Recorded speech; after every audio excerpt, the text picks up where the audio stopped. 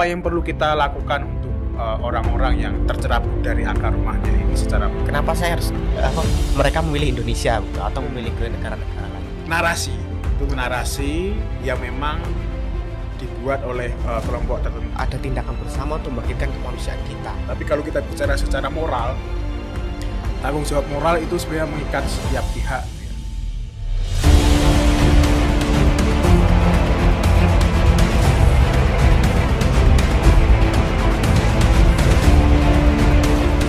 Halo Sobat Theo, kembali berjumpa di podcast kita pada hari ini.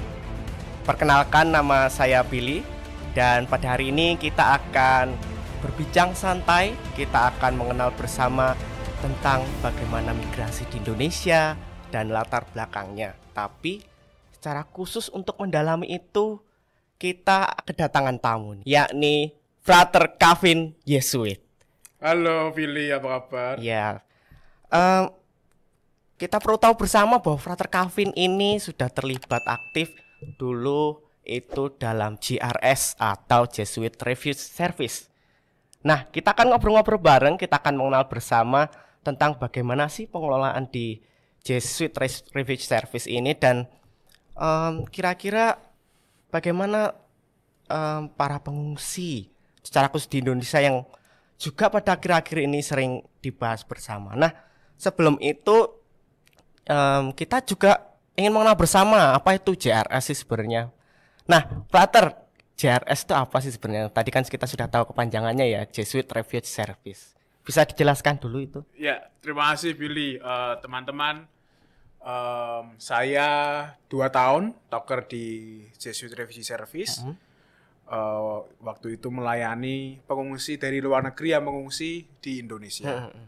Nah, Jesuit Refuge Service ini lembaga sosial yang memang dimiliki oleh Jesuit sebagai salah satu ordo yang terlibat dalam isu refugee, dan JRS ini beroperasi di beberapa negara, salah satunya di Indonesia, dan memang fokusnya itu melayani orang-orang yang secara paksa bermigrasi. Secara spesifik kita mengenal pengungsi atau yang dalam bahasa internasional, hukum internasional dikenal sebagai refugee. Lalu juga ada yang namanya pengungsi internal. Pengungsi internal itu adalah mereka yang terpaksa berpindah, bermigrasi, tetapi tidak melintasi batas negara. Misalnya apa? Misalnya pengungsi bencana di Indonesia, ada gempa bumi, atau pengungsi konflik di Indonesia, mengungsi ke tempat lain tetapi tidak berpindah negara.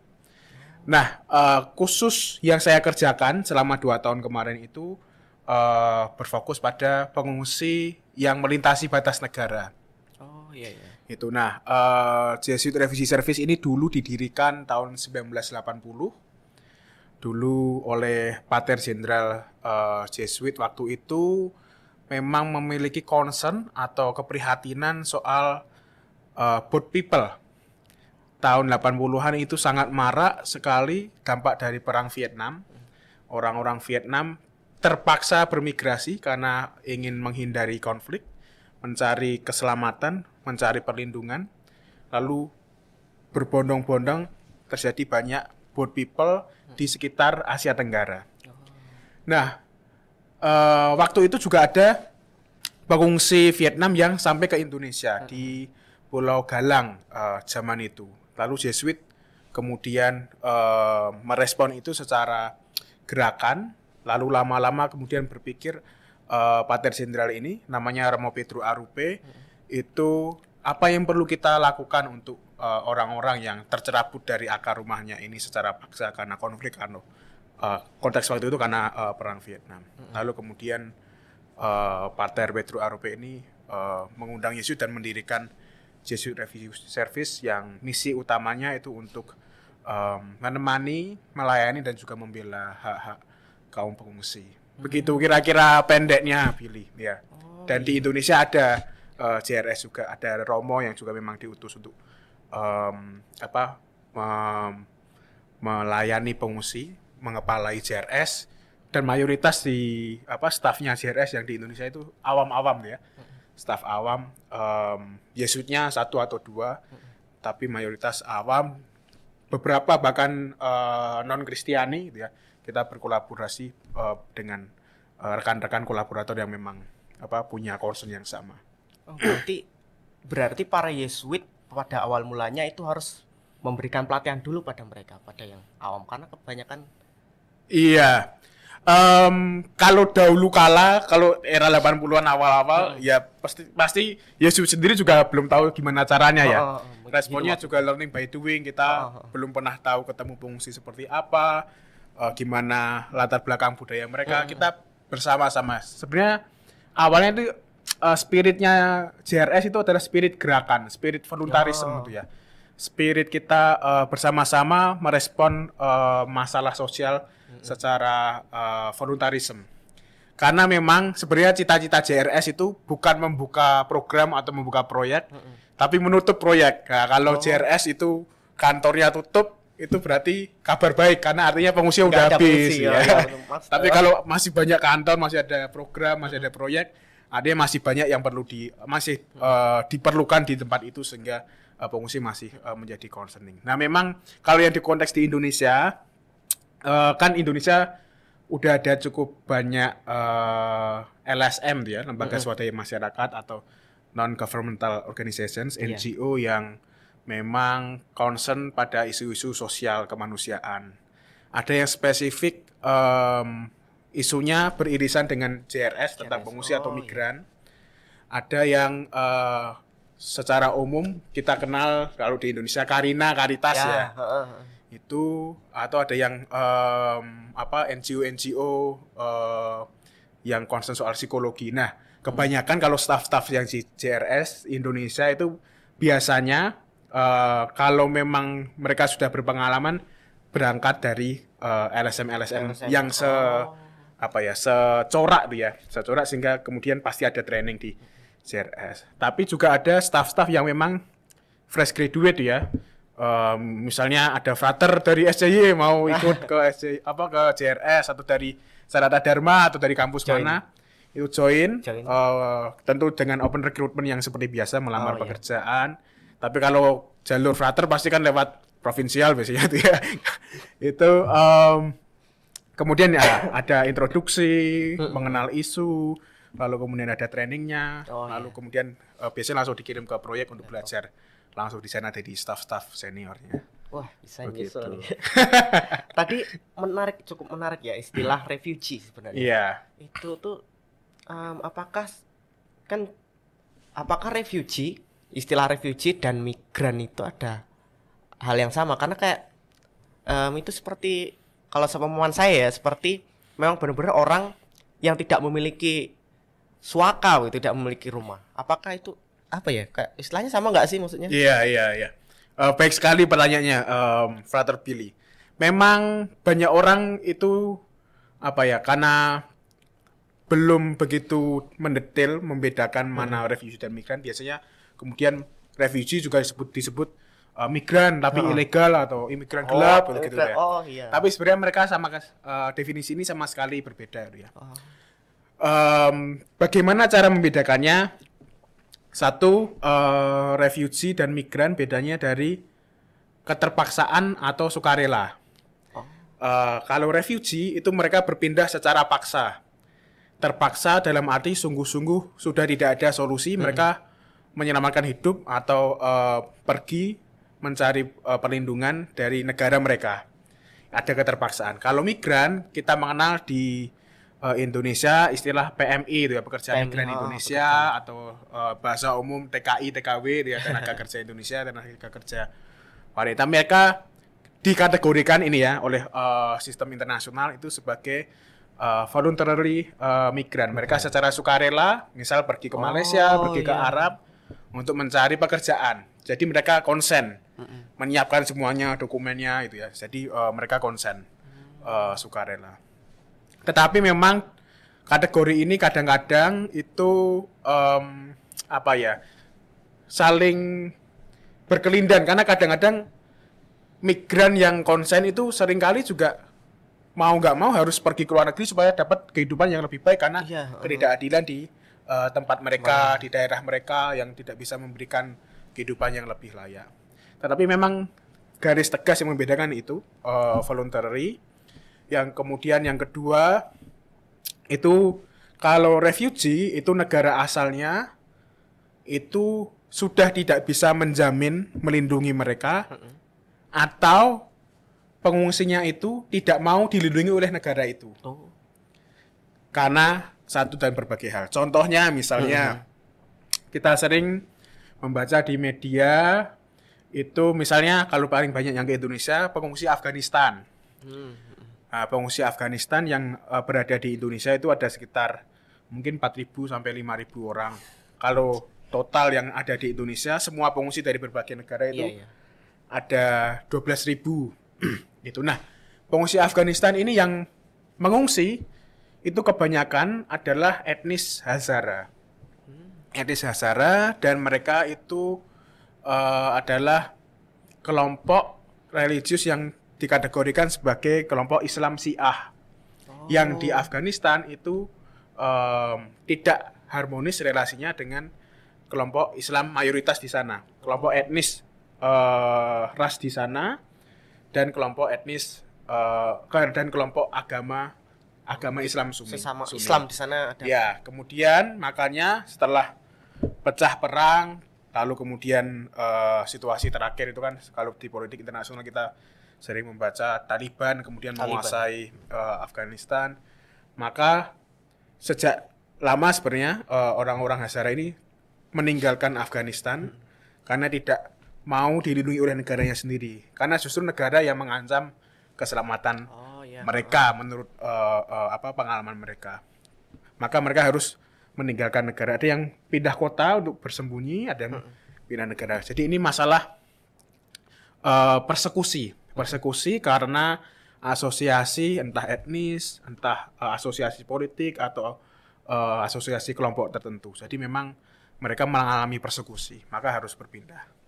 Itu jadi pertama tadi sukarela atau tidak perginya. Yang kedua adanya persekusi atau tidak.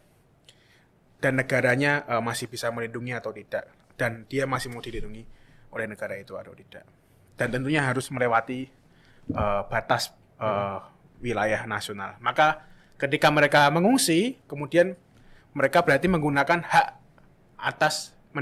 untuk mencari suaka. Jadi mereka meninggalkan negara mereka, negara asal untuk mencari suaka di tempat lain.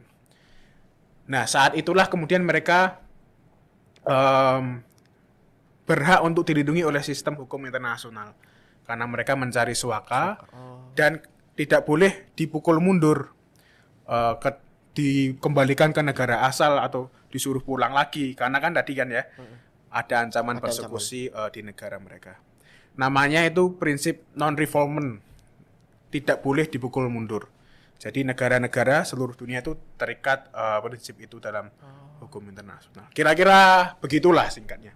Nah, yang bikin aku penasaran juga itu kenapa Indonesia gitu? Kenapa? Apakah yang menjadi kan gini ya? Kita coba memposisikan diri sebagai refugee. Kita memposisikan diri sebagai refugee. Lalu kita ingin pergi kemana gitu? Kita ingin pergi ke negara mana? Loh, tapi kok diketahui kok kenapa Indonesia juga menjadi salah satu target. Ibaratnya kenapa saya harus mereka memilih Indonesia gitu atau memilih ke negara-negara lain? Iya. Memang kebetulan Indonesia sebenarnya menjadi negara transit. Itu mereka kebanyakan itu destinasi utamanya tujuannya pergi ke Australia. Bukan Indonesia berarti. Bukan Indonesia. Dan negara-negara maju lain, entah itu Amerika atau di daerah negara-negara Eropa. Kita perlu memahaminya demikian karena ada namanya konvensi PBB tentang pengungsi. Itu dibuat tahun 1951. Nah, dalam konvensi ini menyatakan bahwa negara yang meratifikasi, menandatangani, menyetujui konvensi ini, artinya negara itu harus melindungi pengungsi dan mengakui hak-haknya. Tetapi negara yang menentukan apakah pengungsi ini kemudian bisa jadi warga negaraku atau tidak, itu bukan pengungsinya tapi negaranya. Misalnya pengungsi Afghanistan mau ke Australia, ketika datang seharusnya negara ini terikat kewajiban melindungi dia. Tetapi negara Australia ini tidak terikat kewajiban untuk menjadikan mereka warga negara mereka, tidak terikat untuk mengintegrasikan mereka. Itu hak dari Australia. Nah, maka waktu itu tahun sekitar 2015 itu ya, itu memang terjadi banyak gelombang pengungsi dari Afghanistan ingin ke Australia. Tetapi pemerintah Australia sekitar tahun itu sudah menyatakan membuat policy border, kebijakan batas negara yang memukul mundur pengungsi, sehingga terlanjur nih udah banyak pengungsi dari Afghanistan, udah hampir masuk Australia tapi dipukul mundur, maka mereka transitnya di negara yang dekat di Australia, yaitu Indonesia. Harapannya suatu saat ketika dibuka lagi nih keran pintunya bisa masuk lagi. Tetapi sampai sekarang pemerintah Australia masih menutup batasnya, bahkan kalau misalnya pengungsi ini langsung masuk, memaksa masuk naik kapal gitu misalnya, itu justru malah tidak akan harapan untuk bisa tinggal di Australia itu akan lama. Karena memang harus diurus oleh namanya UNHCR, United Nations High Commissioner on Refugee. Itu komisariat tinggi PBB yang memang mengurusi urusan pengungsi, mendata mereka, mengeses, menilai apakah orang ini mengungsi, apakah sungguh-sungguh karena terpaksa, ada persekusinya, atau ada kelayakan bahwa mereka harus dibantu. Lalu kemudian UNHCR ini yang kemudian granting, memberikan status bahwa oh iya dia pengungsi, dia refugee. Kalau di assessment mereka dikatakan ditolak, maka mereka tidak berhak untuk mendapatkan perlindungan internasional. Dihitung sebagai migran dan biasanya dikembalikan karena dilihat bahwa negaranya masih bisa melindungi. Itu lalu kemudian dalam proses menunggu lama kalau sudah statusnya refugee, UNHCR ini yang membantu pengungsi mencarikan negara-negara yang menerima mereka. Lalu apply dokumen ke negara-negara. Kalau negara bilang, oke, saya tahun ini membuka sekian kuota, kemudian pengungsi ini mendapatkan yang namanya resettlement. Jadi ada 3 solusi pengungsi, yaitu tadi resettlement, menunggu lama proses itu dari UNHCR. Lamanya berapa lama? Ada yang 5 tahun, 10 tahun, 15 tahun, itu sangat lama. Yang kedua, ada yang namanya integrasi. Integrasi di mana mereka berada. Sayangnya memang pengungsi itu dari luar negeri tidak bisa diintegrasikan di Indonesia.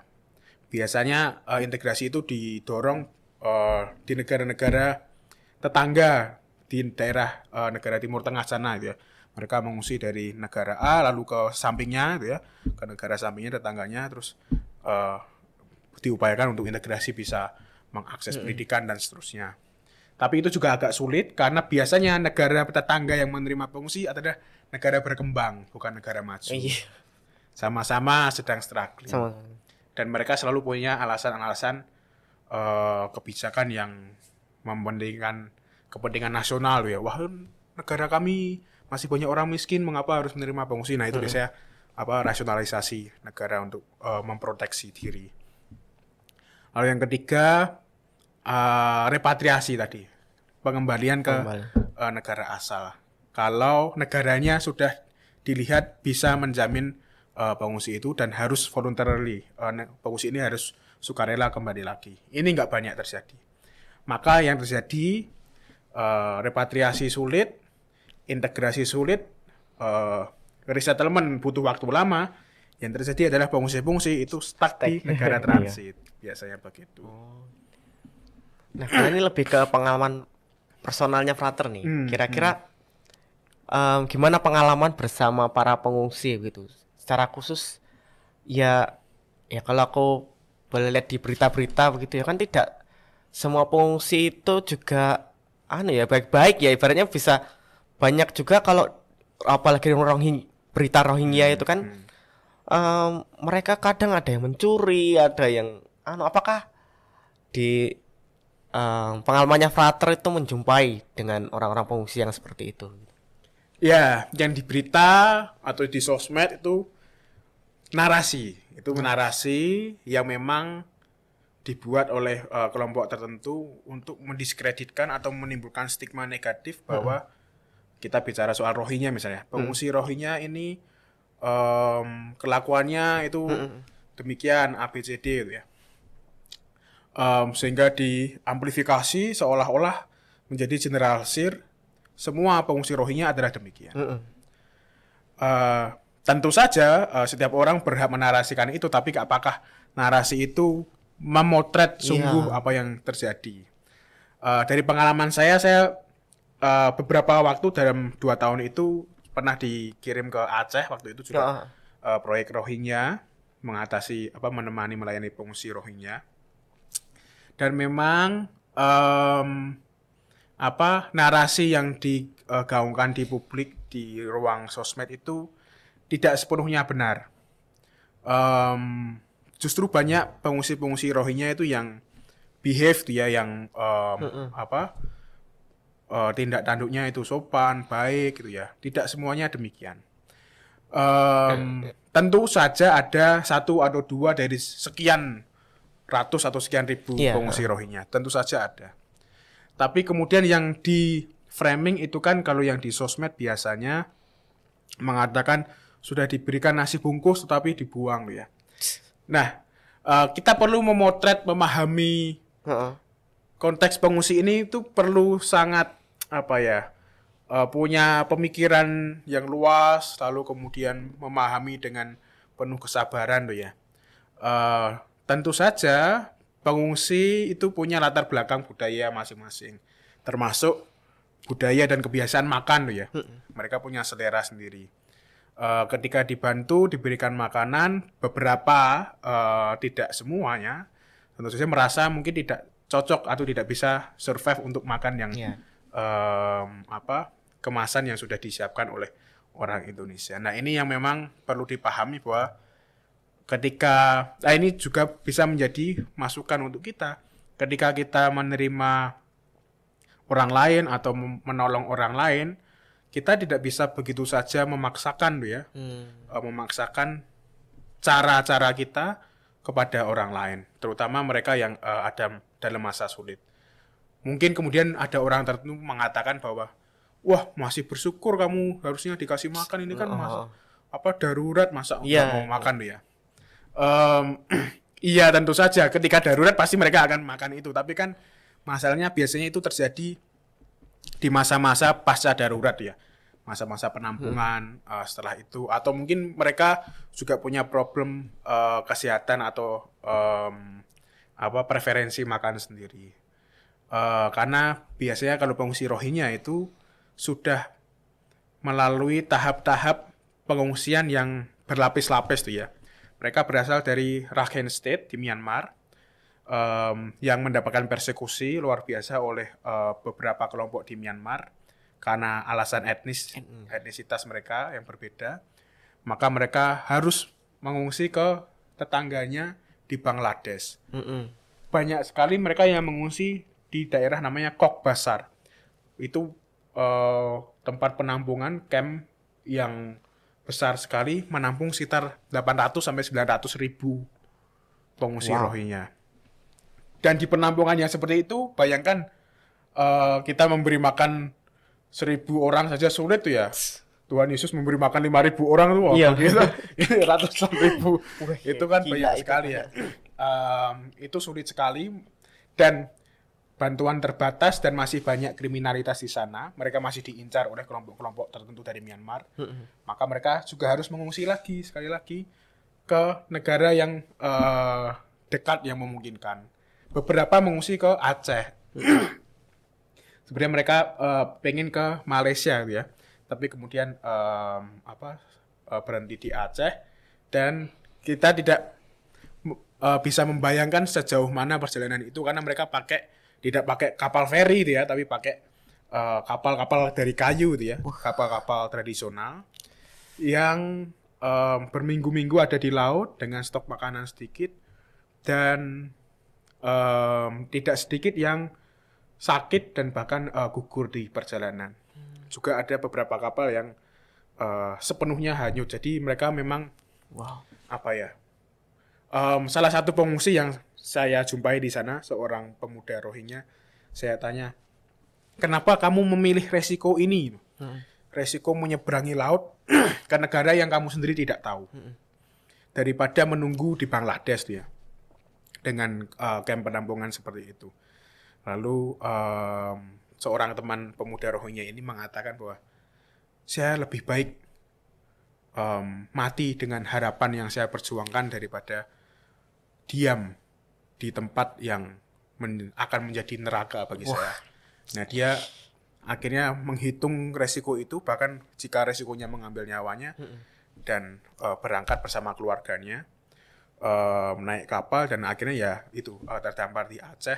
Dan di Aceh pun juga situasinya tidak sebegitu mudahnya mereka untuk mendarat dan juga mendapatkan penampungan di Indonesia, karena harus menunggu, juga harus hidup dalam kamp penampungan yang sangat sederhana, sanitasi yang kurang, gitu ya, kesehatan yang habis dalam perjalanan berminggu-minggu, ada yang 1 bulan. Itu jadi memang mereka mengharapkan kehidupan yang lebih baik, terpaksa berpindah, kemudian sampai di Indonesia, dan biasanya mereka pengennya, dari beberapa pengungsi yang saya tanya, pengennya ke Malaysia, karena di sana mereka bisa lumayan lebih bebas tuh ya, untuk melakukan pekerjaan ringan yang diperbolehkan di sana, meskipun mereka adalah pengungsi, begitu kira-kira. Nah, secara khusus apakah ada peran serta dari pemerintah? Ibaratnya kan, apakah JRS juga bekerja sama dengan pemerintah dalam hal ini, atau memang ada bantuan dari pemerintah itu yang dilakukan sepanjang sampai saat ini? Ya, tentu saja dalam negara modern seperti ini kita tidak mungkin bekerja tanpa pemerintah, ya. JRS di Indonesia sendiri juga berdiri dengan yayasan yang harus tercatat dalam Kemenkumham, tuh ya. Lalu dalam operasi di lapangan, dalam pelayanan, itu juga harus bekerja sama dengan pemerintah. Apakah mudah? Apakah semua elemen pemerintah membantu? Tidak selalu. Beberapa bisa bekerja sama dengan baik, beberapa kita harus bersabar tuh ya, mengajak mereka, lalu kemudian menjelaskan case-nya, lalu melobi mereka supaya pemerintah bisa lebih terbuka gitu ya. Dalam konteks Indonesia, pemerintah ini punya regulasi yang namanya Perpres, Peraturan Presiden nomor 125 tahun 2016. Regulasi ini yang mengatur penanganan pengungsi di masa darurat. Kalau ada kapal yang datang harus bagaimana meresponnya, ditampung di mana, dan seterusnya. Tetapi memang sayangnya regulasi ini tidak dibarengi dengan turunan regulasi yang mengatur soal anggaran, sehingga kebanyakan pemerintah daerah itu kesulitan untuk menganggarkan penanganan pengungsi. Itu sementara pemerintah pusat itu juga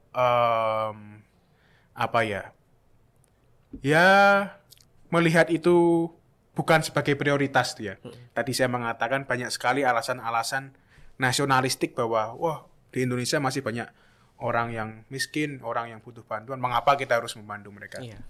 Jadi memang di satu sisi memang pemerintah Indonesia memperbolehkan pengungsi datang, tiba di Indonesia, tetapi dalam de facto di lapangan, dalam penanganan dan pelayanannya kemudian semuanya diserahkan ke NGO seperti UNHCR, lalu ada juga yang namanya IOM, International Organization for Migration, juga LSM kecil seperti JRS tuh ya, yang membantu sedikit-sedikit.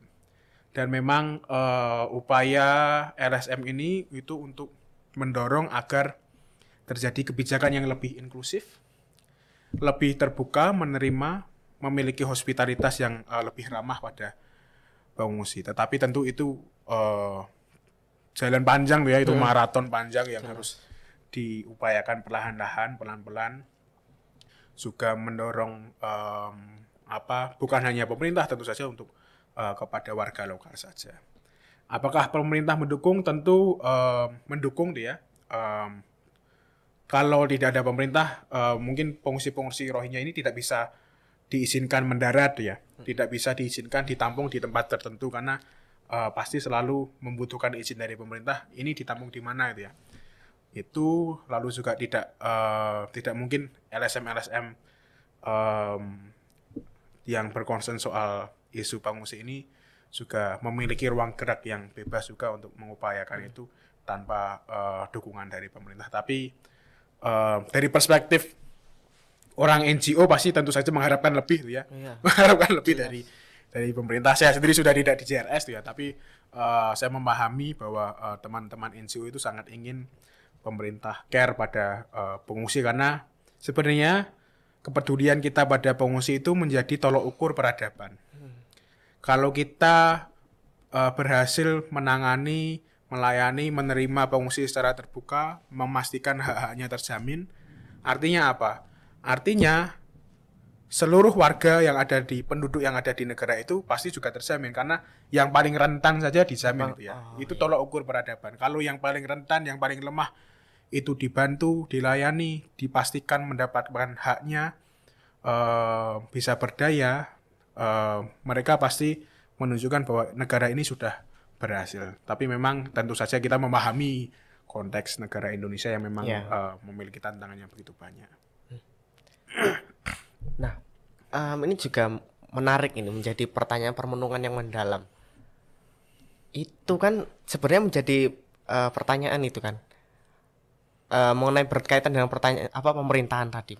Ini sebenarnya kan pengungsi itu kan tanggung jawab siapa gitu kan pasti kan orang akan bertanya pada situ. Lalu pesannya Frater itu bagaimana untuk membangkitkan kesadaran setiap orang mengenai pengungsi ini dari pengalaman yang sudah dijalani itu kira-kira bagaimana membangkitkan kesadaran kita bersama mengenai bahwa ini loh bahwa dalam ada pengungsi yang benar-benar kita perlu ada tindakan bersama untuk membangkitkan kemanusiaan kita begitu.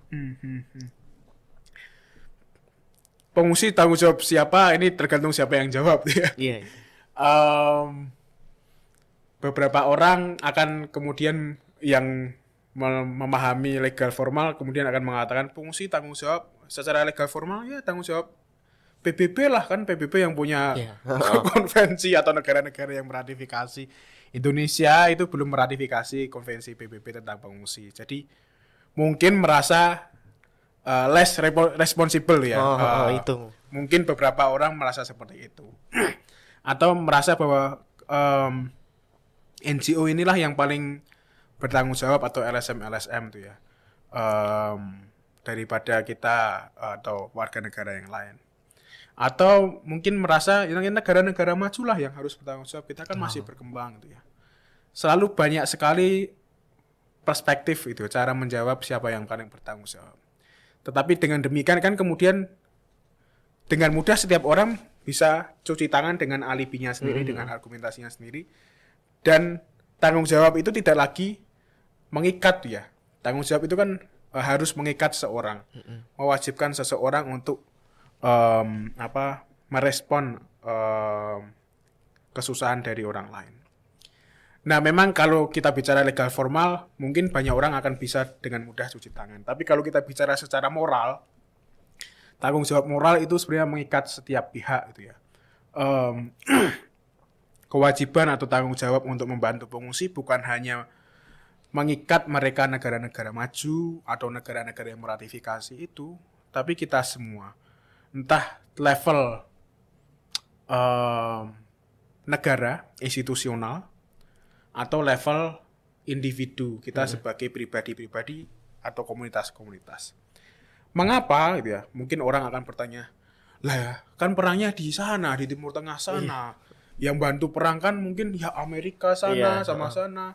Yang konflik sana, kita aja nggak ngapa-ngapain masa ketiban masalah harus ikut bantu. Ya, salah siapa gitu ya. Kalau kita terus-menerus pakai paradigma ini, tentu saja secara moral mungkin bisa dipertanyakan. Karena prinsip kemanusiaan kita kemudian menjadi sangat dangkal. Ya. Kemudian yang kita anggap sebagai manusia adalah sesama kita, warga kita yang sama, yang pegang KTP. Selebihnya dari itu bukan tanggung jawab kita. Ya. Tapi kita perlu memahami tanggung jawab moral ini secara lebih luas tuh ya, dalam perspektif yang lebih luas. Bahwa negara-negara sekarang ini itu saling berkelindan ya. Saling interdependensi. Tidak ada negara yang sepenuhnya tidak butuh negara yang lain. Contohnya apa ya? Belakangan kita mendengar berita yang sering membuat orang gelisah. Tarif Amerika ya. Nah, sekali tarif dilakukan, wah semua negara langsung kacau balau. Itu menunjukkan apa? Menunjukkan interkonektivitas setiap negara. Maka artinya apa? Apa yang terjadi di negara tertentu, entah itu konflik atau perang yang menimbulkan pengungsi yang dalam jumlah yang banyak, itu selalu terkoneksi dengan sistem kenegaraan secara internasional. Tidak hanya melibatkan negara-negara yang berkonflik atau negara-negara yang mensponsori, tetapi juga negara yang bahkan tahu tetapi diam saja itu ya. Tanggung jawab moral kan kemudian diuji ketika apakah kamu punya suara moral tertentu untuk mendenounce dia atau mengutuk atau memperjuangkan agar konflik itu tidak terjadi. Itu. Lalu juga yang kedua bahwa ekonomi kita itu juga sangat terkoneksi satu sama lain. Bahwa ada negara maju yang kemudian menikmati sistem ekonomi liberal seperti ini, pasti akan menimbulkan ketidakadilan di tempat lain. Artinya apapun yang kita nikmati sekarang itu tetap berdampak pada ketidakadilan di tempat lain. Maka ketidakadilan di tempat lain itu juga bagian dari kontribusi ketidakpedulian kita. Maka disitulah tanggung jawab moral juga mengikat kita sebagai negara. Lalu kalau ditanya sebagai individu bagaimana? Juga sama saja. Kita sebagai bagian dari negara, warga negara Indonesia, dan juga sebagai warga negara Indonesia berkontribusi membiarkan negara ini melakukan atau tidak mampu menyetop itu. Tapi juga kita sebagai warga negara manusia ya, sesama kemanusiaan. Kita tahu salah satu dokumen terakhir dari Paus Fransiskus yang sangat indah itu kan Fratelli Tutti itu ya. Solidaritas sesama manusia, prinsip kemanusiaan, solidaritas melampaui batas-batas, entah itu batas agama, batas negara, dan seterusnya. Artinya solidaritas moral itu tidak mengikat tidak terikat pada batas-batas negara. Maka disinilah kita diuji secara moral ya. Apakah kita mampu memahami tanggung jawab itu secara lebih luas, atau kita sebenarnya sedang terperangkap dalam pola pikir yang egoistik tuh ya, yang ingin mengamankan diri sendiri, sehingga merasa bahwa kita lepas dari tanggung jawab itu karena merasa tidak langsung terlibat tuh ya. Padahal apapun situasinya, kita secara langsung atau tidak langsung pasti terlibat atas situasi yang ada di tempat lain. Misal kita sebagai orang Katolik sangat familiar dengan kisah perumpamaan orang Samaria yang baik hati. Ada beberapa orang yang lewat, termasuk seorang Lewi itu ya. Orang Lewi lewat itu mungkin kalau kita terapkan, kalau kita punya paradigma yang sempit dan egoistik, kita seperti orang Lewi. Ngapain kita bantu orang, dia dirampok oleh orang lain? Bukan keluargaku, bukan orang Lewi, bukan sesamaku, saya tidak berkontribusi. Nah, tapi secara moral kan kemudian menjadi problematis ya. Karena kita melihat ketidakadilan moral, melihat penderitaan manusia di depan mata kita, tetapi suara hati kita, moralitas kita tidak terganggu, tidak tergugah, dan kita tidak mengambil tindakan moral. Nah, itulah yang mungkin nampaknya cocok gitu ya untuk menggambarkan bahwa tanggung jawab kita itu ya seluas itu. Makanya kemudian yang digambarkan oleh Yesus tuh yang menjadi sesamaku manusia itu justru orang Samaria. Orang Samaria itu kan dalam konteks kitab suci kan justru mereka yang disingkirkan di masyarakat. Mereka yang tidak dianggap orang asli Yahudi. Mereka yang di periferi tetapi justru membantu orang yang menderita. Yang paling yang dirampok, yang ada di pinggir jalan. Dan itu menjadi gambaran baik bagi kita bahwa ya memang Tuhan kita Yesus Kristus itu mengajarkan solidaritas yang luar biasa ya, yang melintasi batas-batas ya, yang menggugah nurani kita, tidak hanya sekedar secara legal formal kita beres, tetapi jauh lebih dalam dari legal formal, dari hukumnya seperti apa, ngomong apa, itu soal moral ya. Nurani kita, moralitas kita itu diuji ketika kita diketuk hatinya, berada di hadapan kita ada penderitaan orang lain. Begitu. Wah, menarik, deep banget berarti memang dari segala pengalamannya dan juga refleksinya sehingga sampai pada permenungan itu. Nah, terakhir nih Frater, pesan-pesannya untuk Sobat Theo semua dalam topik kita hari ini. Iya, pesan-pesannya ya kuliah yang baik. Saya tidak tidak begitu ingin banyak mendorong kita untuk langsung tahu soal isu refugee, karena memang isu refugee itu sebenarnya di Indonesia sendiri itu kurang seksi itu ya. Kurang seksi dalam arti tingkat relevansinya itu tidak tinggi, karena misal kita bicara soal mahasiswa Jogja itu ya. Tidak banyak yang terpapar langsung dengan pengungsi, karena pengungsi itu sekarang di Indonesia kebanyakan ada di Jabodetabek, di Aceh atau di Makassar. Memang begitu jauh isunya. Tidak langsung relate dengan kita. Tidak merasa tidak merasa dekat itu ya konteksnya. Kalau kita mungkin di Jogja bicara soal isu yang paling dekat di Jogja soal ya mahasiswa, relasi mahasiswa atau demo atau apa, itu kan langsung wah ini konteksnya dekat ya. Tapi paling tidak yang saya harapkan kita terbuka itu ya pada banyak hal, belajar pada hal-hal baru, bahkan termasuk hal-hal yang mungkin jauh dari kita, mungkin tidak ada dalam radar perhatian kita itu ya. Justru dengan terbuka pada perspektif baru, pada hal yang baru, saya sendiri juga tidak menyangka akan mengalami toker di JRS itu ya.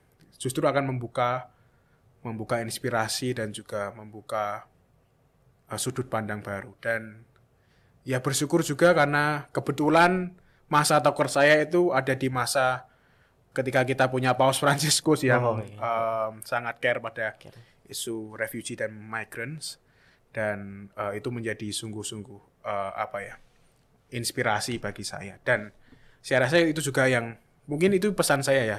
Salah satu pesan terakhir yaitu Paus Fransiskus meninggalkan legacy yang luar biasa itu ya. Soal tadi tidak hanya soal refugee dan migran, tapi soal Fratelli Tutti ya, solidaritas lintas batas ya. Itulah mungkin yang bisa kita bawa pulang bersama, bahwa sekat-sekat, batas-batas, identitas kelompok-kelompok tertentu itu memang perlu untuk mendefinisikan aku ini siapa. Tetapi di sisi lain kita juga diundang untuk terus-menerus membuka pintu hati kita, bahwa cara kita berrelasi itu juga harus melintasi batas, bahwa banyak orang yang mungkin berbeda sama sekali dengan kita, berbeda kepentingan, berbeda perhatian, dan di saat itulah kita diuji kualitas persaudaraan sesama manusianya, apakah kita mampu berempati, kita mampu peduli dan juga bekerja bersama dengan mereka, berkolaborasi dengan sesama manusia yang sama-sama memiliki niat yang baik. Itu kira-kira untuk mahasiswa ya, kuliah yang baik dan rajin saja begitu. Dan pelajari hal baru. Gitu, thank you Billy. Oke, terima kasih Frater Kavin atas perbincangan kita pada hari ini. Terima kasih atas ilmu yang telah dibagikan, membuka perspektif kita bersama akan bagaimana refugee, bagaimana sistem JRS itu sendiri, dan bahkan menyadarkan kita untuk bahwa kita menjadi bagian dari dunia. Gitu. Oke, saya kira begitu. Sekian untuk podcast pada hari ini, Sobat Theo semua. Sampai jumpa di podcast Theo Talk berikutnya. Terima kasih. Terima kasih.